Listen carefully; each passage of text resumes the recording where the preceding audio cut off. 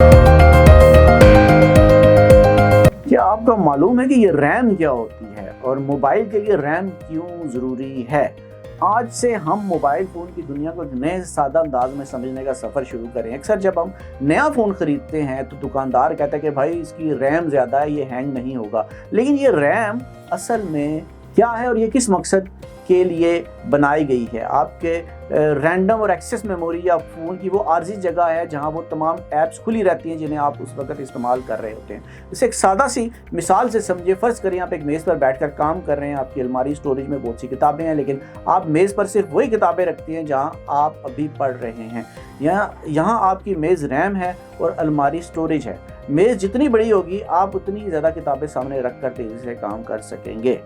अब सवाल ये पैदा होता है कि ये काम कैसे करती है। जब आप कोई ऐप जैसे व्हाट्सएप या फेसबुक खोलते हैं तो फ़ोन इस ऐप का डाटा स्टोरेज से निकाल कर रैम में ले आता है ताकि आप उसे फ़ौरन इस्तेमाल कर सकें। जब आप एक ऐप से दूसरी ऐप पर जाते हैं तो रैम ही वो जगह है जो पुरानी ऐप को याद रखती है ताकि जब आप वापस आएँ तो वहीं से शुरू हो जहाँ आपने छोड़ी थी। अब सवाल ये पैदा होता है कि इसका फ़ायदा क्या है। फ़ोन हैंग नहीं होता, तेज़ रफ्तार और ऐप्स जल्दी खुलती हैं। आप एक मल्टीटास्किंग के साथ कई ऐप्स चला सकते हैं जैसे ऑडियो सुनते हुए गेम खेलना। अच्छा, अब सवाल ये पैदा होता है क्या इसका कोई नुकसान भी है? बराह रास्त कोई नुकसान नहीं है, लेकिन बैटरी का इस्तेमाल रैम जितनी ज़्यादा मसरूफ़ होगी फ़ोन की बैटरी उतनी ही जल्दी खर्च हो सकती है।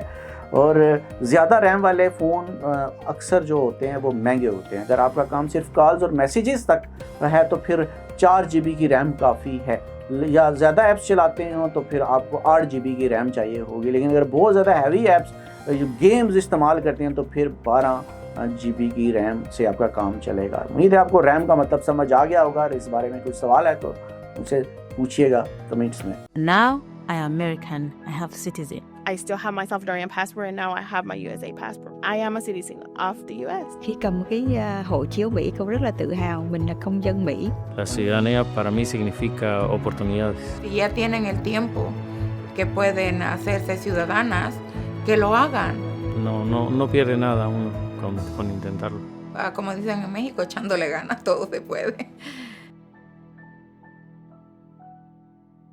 Neurological care is a pressing healthcare challenge in Pakistan. That's why Helping Hand USA is building Kind R, a world-class hospital with 130 plus clinics that is set to establish new standards for neurological care in Pakistan.